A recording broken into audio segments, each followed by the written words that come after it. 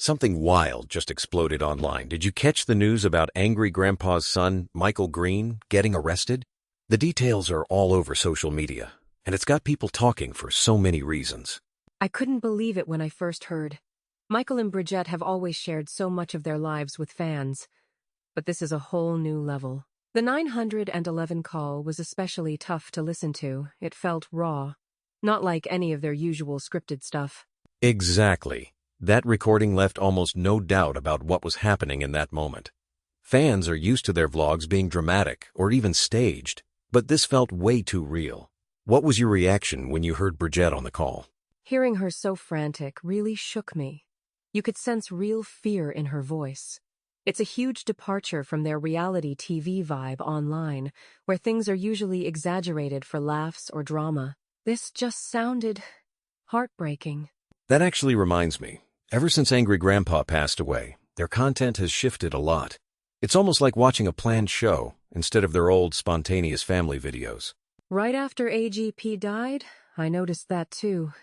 There's been this noticeable change, more elaborate pranks, more obvious scripting. It made me wonder if they felt pressure to fill the gap AGP left, or maybe keep viewers hooked in a new way. It's kind of ironic, isn't it? Their attempts to create drama for entertainment suddenly collided with this very real, very serious moment. Do you think fans sometimes struggle to separate what's acted from what's authentic? Absolutely. And situations like this really blur the lines. People get invested in the characters, but when something real happens, it's jarring. It brings up questions about trust, and whether fans are being let in on the truth or just another storyline.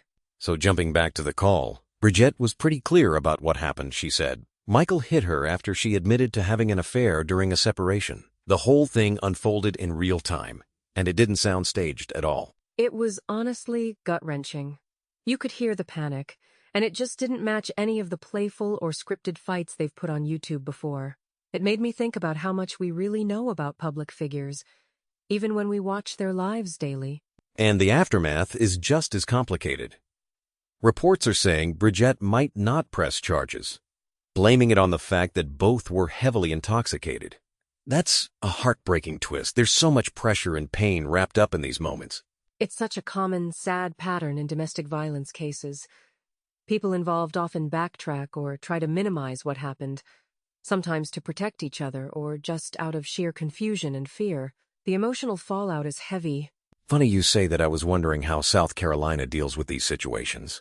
In places like Florida, it's taken super seriously, usually labeled as high risk.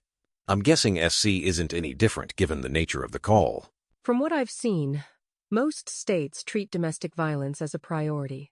But outcomes can depend a lot on the people involved and whether a victim wants to press charges.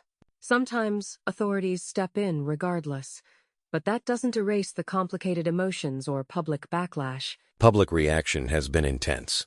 Fans are split, some are angry, others are heartbroken, and a lot of people are questioning how much the YouTube persona contributed to all this. Do you think the legacy of Angry Grandpa weighs into how people are judging Michael right now?